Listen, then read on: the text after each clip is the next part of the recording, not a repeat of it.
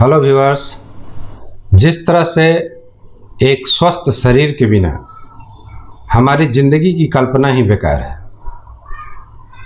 अगर हम स्वस्थ नहीं होंगे, हृष्ट पुष्ट नहीं होंगे, तो हम जिंदगी में कोई भी सुख नहीं भोग पाएंगे, चाहे हमारे पास कितना भी दौलत हो, कितना भी धन हो, दुनिया की सारी सुख सुविधा ही क्यों न उपलब्ध हो, लेकिन हम उसका आनंद नहीं ले पाएंगे।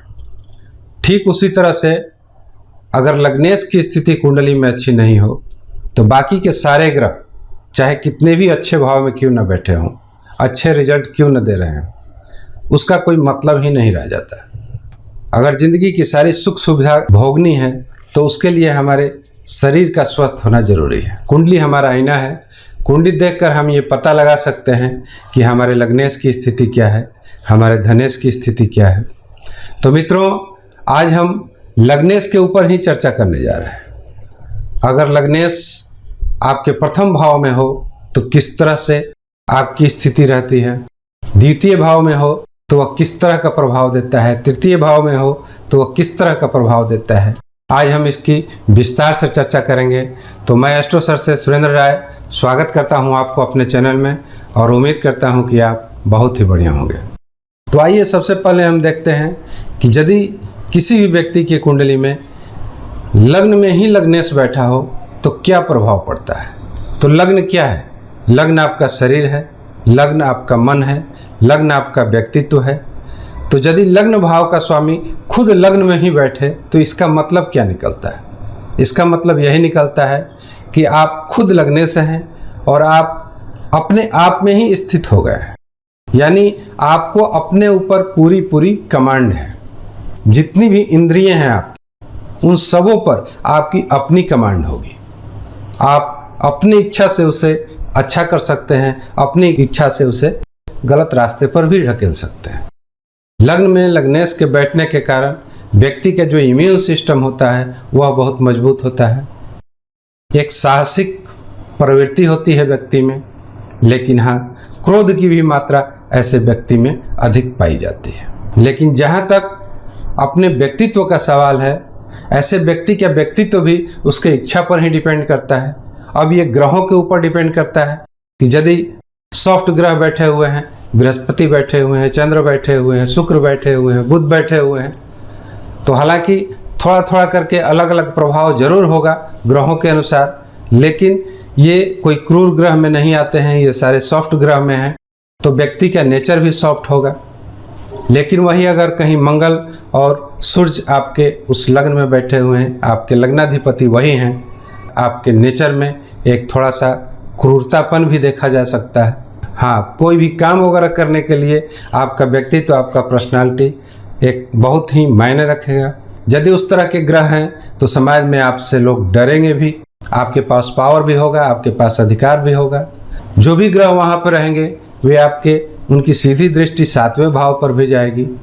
तो बाकी ग्रहों के रहने न रहने से तो कोई अंतर नहीं पड़ता, लेकिन अगर यदि सूर्य बैठे हुए हैं या मंगल बैठे हुए हैं आपके लग्नेश बनकर, तो वैसी स्थिति में कहीं ना कहीं ये आपके स्पाउस से, पति या पत्नी से विवाद की स्थिति भी उत्पन्न कर सकते हैं। तो लग्न में बैठा हुआ लग्नेश बहुत ही अच्छा होता है, पर्सनालिटी व्यक्तित्व के लिए अच्छा होता है, समाज में एक नाम रुतबा इसके लिए भी अच्छा होता है। उसके अंदर ये क्षमता होती है कि वे अपने सारे इंद्रियों को अपने कंट्रोल में रख सकता है, लेकिन ऐसे व्यक्ति अपनी इच्छा से भलाई या बुराई अर्जित कर सकते हैं। अब आइए हम देखते हैं कि यदि आपका लग्नेश आपके द्वितीय भाव में बैठा है, आपके धन भाव में बैठा है, तो क्या स्थिति रहती है। द्वितीय भाव आपके परिवार का भी भाव होता है, आपके वाणी का भी भाव होता है और आपके धन का भी भाव होता है। तो धन के मामले में ऐसे लोग बहुत ही अच्छे रहेंगे। जब लग्नेश आपके द्वितीय भाव में जाएंगे तो द्वितीय भाव परिवार का भी होता है। तो कहने का मतलब है कि आपका जो एक पावर है, एक अधिकार है, आपके पूरे परिवार के ऊपर हमेशा बनी रहेगी। आप परिवार के एक वजनदार व्यक्ति होंगे, परिवार में आपकी चलेगी, आप जिस तरह से चाहिएगा उस तरह से परिवार आपका चलेगा।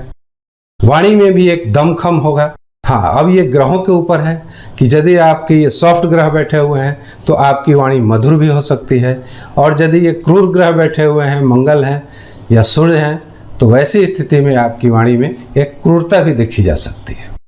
इनकी सीधी दृष्टि आपके अष्टम भाव पर जाएगी, तो अष्टम भाव दुखों का भाव होता है, तो ये जहाँ तक कोशिश करेंगे कि आपके सारे दुखों को हर लें। खास करके जब ये क्रूर ग्रह होंगे तो निश्चित ही आप पर किसी भी संकट को ये आने नहीं देंगे और आने से पहले ही उसका ये हरण कर लेंगे। तो कुछ इस तरह का प्रभाव करेंगे आपके द्वितीय भाव में आपका लग्नेश। अब आइए देखते हैं कि यदि आपका लग्न भाव का स्वामी लग्नेश आपके तृतीय भाव में जाते हैं तो ये किस तरह का फल करते हैं। तो मित्रों, तृतीय भाव साहस का होता है, पराक्रम का होता है, छोटे भाई बहनों का होता है। तो इतना तो फैक्ट है कि आपका कमांडिंग जो है आपके भाई बहनों के ऊपर हमेशा आपका बना रहेगा, क्योंकि लग्न आप हैं और आप अपने भाई बहनों के घर में जा रहे हैं, आप अपने साहस के घर में जा रहे हैं। तो साहस तो आपका बना ही रहेगा, साथ साथ आपका कमांड आपके भाई बहनों के ऊपर भी बना रहेगा। कहने का मतलब है कि आपके भाई बहन आपका कहा हुआ बात मानेंगे, वे किसी तरह का विवाद आपसे लेने की कोशिश नहीं करेंगे। ये घर साहस का है। अगर मंगल या सूर्य जैसे प्रभावी ग्रह इसमें बैठते हैं तो निश्चित ही ऐसा व्यक्ति अपने साहस और पराक्रम के बल पर बहुत कुछ प्राप्त कर लेता है, भाग्य तक को बदलने की क्षमता रखता है, क्योंकि यहाँ से सीधी दृष्टि इनकी भाग्य भाव पर पड़ेगी। तो यदि मंगल या सूर्य में से कोई ग्रह हुए तब तो यह बहुत बढ़िया आपके लिए रहने वाला है। हाँ, बाकी अगर सॉफ्ट ग्रह भी हैं तो उस स्थिति में भी ये अच्छे ही फल करेंगे। अब ये देखना ये होगा कि ये किस राशि में बैठे हुए हैं, क्योंकि सबकी राशि तो अलग अलग हो सकती है। फिर भी तृतीय भाव में बैठा हुआ आपका लग्नेश आपको एक साहस देगा, आपको एक पराक्रम देगा और संघर्षों से जूझने की ताकत देगा, और जहाँ तक हो सके ये आपको भाग्य को भी प्रबल करने की कोशिश करेगा। अब आइए देखते हैं कि यदि आपका लग्नेश चतुर्थ भाव में बैठा हुआ है तो वह किस तरह का फल करेगा। तो चतुर्थ भाव भूमि का होता है, भवन का होता है, आपके मन का भी होता है, आपके माता का भी होता है, घर का भी होता है। तो मित्रों, एक बात तो तय है कि आपके व्यक्तित्व का छाप आपके पूरे परिवार पर पड़ेगा, यानी आपका जो वर्चस्व है आपके अपने परिवार के ऊपर बढ़िया रहेगा, खूब अच्छा रहेगा। जो आप कहिएगा वही होगा, वही आपके परिवार वाले मानेंगे।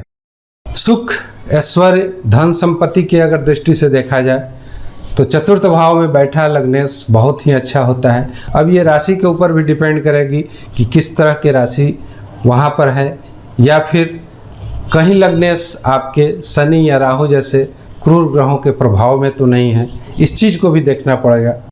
हाँ, चतुर्थ भाव में बैठा हुआ लग्नेश मन के ऊपर भी कमांड करता है। ऐसा नहीं कि आपका मन जो चाहेगा सो आप कीजिएगा, ये आपके ऊपर डिपेंड करेगा। अगर मन बहुत ज़्यादा आपका विचलित हो रहा हो तो आपके अंदर इतनी क्षमता होगी कि आप अपने मन को कंट्रोल कर सकते हैं, मन को आप बहकने नहीं दे सकते। मन पर आपका पूरा कमांड होगा, आपके परिवार के ऊपर आपका पूरा कमांड होगा। धन और ऐश्वर्य की जो प्राप्ति है, सुख की जो प्राप्ति है, वो बाकी आपकी राशि के ऊपर डिपेंड करेगी। अगर फेवरेबल राशि आपके लग्न के हिसाब से रही तो निश्चित ही आपको एक सुखद परिणाम देगा। अब आइए हम देखते हैं कि यही लग्नेश अगर आपका पंचम भाव में बैठा हुआ है तो वह किस तरह का रिजल्ट करेगा। तो पंचम भाव पुत्र संतान का है, विद्या का होता है। मित्रों, आपका कमांडिंग आपके विद्या के ऊपर होगा। आप जितना चाहिएगा उतना पढ़ पाइएगा। शिक्षा एजुकेशंस में आप अपने मर्जी के अनुकूल आगे बढ़ सकते हैं। संतानों पर आपका प्रभाव होगा। आपके व्यक्तित्व के अंदर एक ऐसी क्षमता होगी कि संतान आपसे प्रभावित रहेंगे। आप जो चाहिएगा उसी तरह की आपकी संतानें भी करने के लिए बाध्य होंगी। तो ऐसा लग्नेश विद्या के लिए भी अच्छा रहता है, पुत्र संतान के लिए भी अच्छा रहता है। हाँ, यदि क्रूर कोई ग्रह बैठा हुआ है, लग्नेश अगर क्रूर है तो वे राशि के अनुकूल कुछ अलग रिजल्ट दे सकती है, ये अलग बात है। यदि आपका लग्नेश मंगल है तो ऐसा व्यक्ति को मेडिकल फील्ड में भी देखा गया है जाते हुए, तो आप मेडिकल से भी रिलेटेड हो सकते हैं, कोई सर्जन वगैरह भी हो सकते हैं। अपने मर्जी के अनुकूल आप अपना शिक्षा ग्रहण कर सकते हैं। आप अपने मर्जी के अनुकूल आप अपने संतान को मार्गदर्शन कर सकते हैं। संतान आपकी बात मानेंगी यानी आपको अपने शिक्षा के ऊपर आपका पूरा अधिकार होगा, आपको अपने संतान के ऊपर आपको पूरा अधिकार होगा। ये हाउस मीडिया वगैरह का भी है। मीडिया वगैरह से यदि आप इंटरेस्टेड हैं तो उस फील्ड में भी आप जा सकते हैं। अब आइए हम देखते हैं कि यदि षष्ठम भाव में आपका लग्नेश बैठा हुआ है तो वो किस तरह का रिजल्ट करेगा। तो षष्ठम भाव जैसा कि आप भी जानते होंगे कि ये षड रिपु का है, ऋण रोग शत्रु इससे देखे जाते हैं। यदि मंगल जैसे ग्रह अगर आपके षष्ठम भाव में बैठे हुए हैं, लग्नेश बनकर बैठे हुए हैं, तो निश्चित ही यह बहुत ही अच्छा रिजल्ट देंगे। सबसे पहले तो ये शत्रुओं पर हावी रहेंगे। शत्रु आपके ऊपर कभी हावी नहीं रह सकते, आप शत्रुओं के ऊपर हावी रहिएगा। शत्रु आपसे हमेशा ही परास्त होते रहेंगे। ये अलग बात है कि शत्रु फिर से उठ खड़ा होने के लिए तैयार होंगे, फिर से आपसे लड़ने भिड़ने के लिए तैयार होंगे, लेकिन वे जितनी बार उठेंगे, जितनी बार खड़ा होंगे, वे उतनी बार ही परास्त होंगे। कोई मुकदमा केस वगैरह आपके ऊपर अगर होगा तो निश्चित ही आपको ही विजयश्री मिलेगी। ऋण वगैरह या कर्ज वगैरह को तो आप एक खिलौना समझिएगा, उसे बार बार लीजिएगा, बार बार आप उसे रिपेमेंट भी कीजिएगा, लेकिन उससे आप अपनी ज़िंदगी को काफ़ी अनुकूल बना सकते हैं।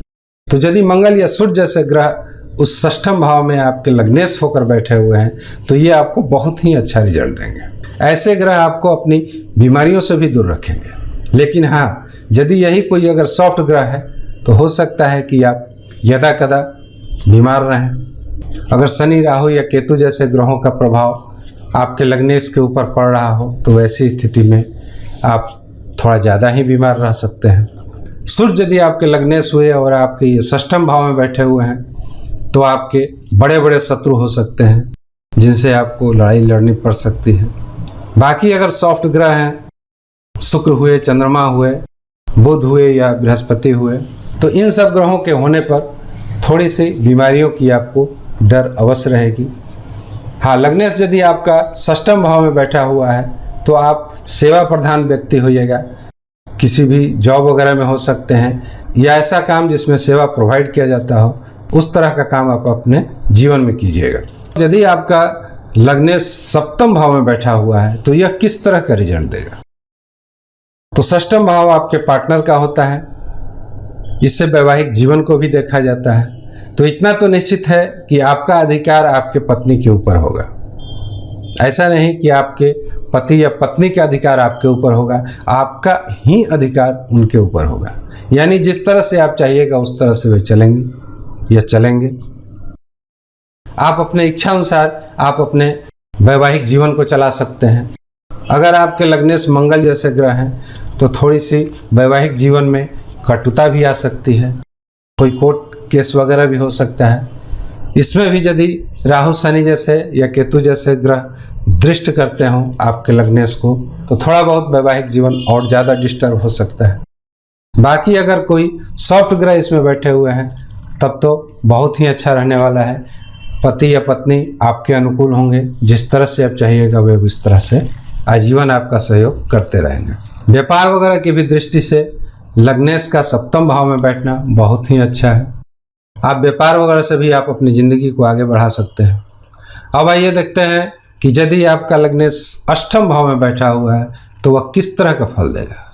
तो मित्रों, अष्टम भाव गुण रहस्यों का भाव है, इसे दुख का भी भाव बोला जाता है। तो यदि शनि जैसे ग्रह आपके अष्टम भाव में बैठे हुए हैं, लग्नेश बनकर बैठे हुए हैं, तब तो आप एक उत्तम आयु की प्राप्ति कीजिएगा।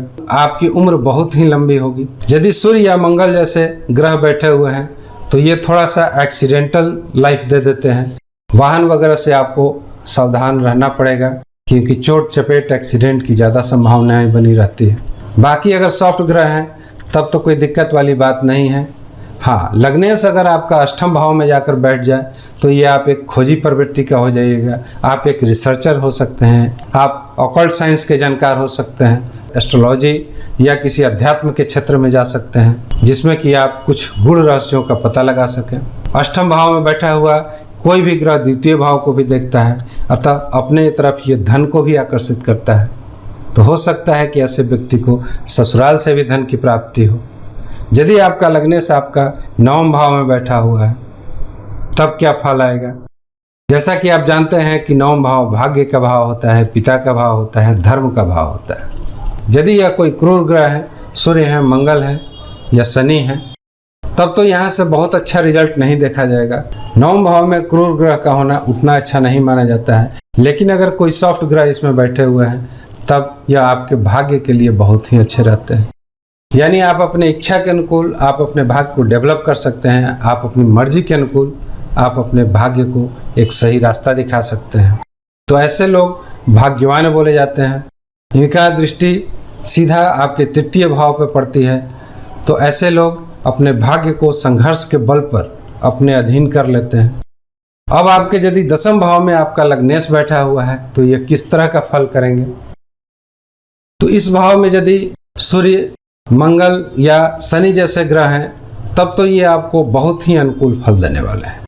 अगर शनि है तो शनि खुद एक कर्मशील ग्रह है जो आपको डिसिप्लिन में रखते हैं, आपको एक कर्मठ व्यक्ति बनाते हैं, तो निश्चित ही आप एक कर्मशील व्यक्ति रहिएगा।